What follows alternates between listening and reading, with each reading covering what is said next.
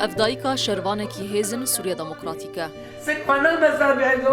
زیدتری سه مهن تو آگاهیان درباره کوره خواه نزانه حمودی محمد ولو در سال 2007 ده جدایک بویه دناوه حسده ده بناوه جانو تیناس کرن دایک نزانه که کوره وی شهید بویه یان دیل هاتیه کرتن هم نزانم مری نزان ساق شب نر مروی روب شب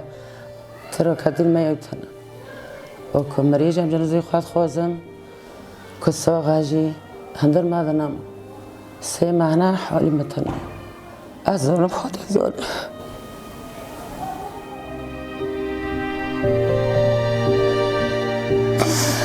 سه مهنه حالی متنم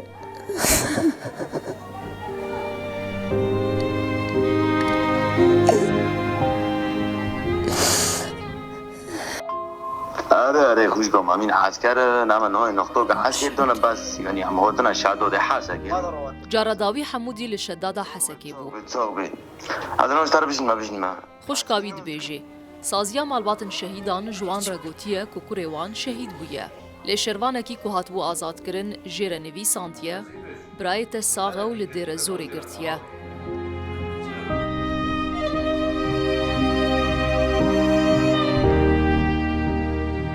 ام وارگو مان ام گریان ما تشک فهم نکر بعدی سیو دریان سازیات خبر دامه گو شهید کتیه اثباتی فلان بیوان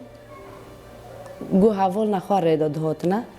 ویدیو که بلا کرن گو حوال نخواه ریدا دهاتنه گوره و حوالانا گیب هفرا بناوجی شهیده دهنی پیر مشکش بوی سی را چه کرن ام چون مبخار صورت وی بلا کر تعلیق دا یکی یا ذکریه ای هاد کان معنا قلتي وای بمارابي متشغل جراشون راد نوكي ياكي دينا يوزي كري ايه هاد موجود في سجن دير الزور المركزي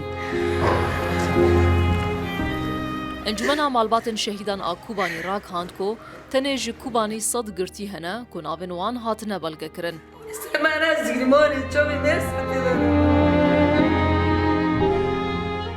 حمودی جی یک جوانه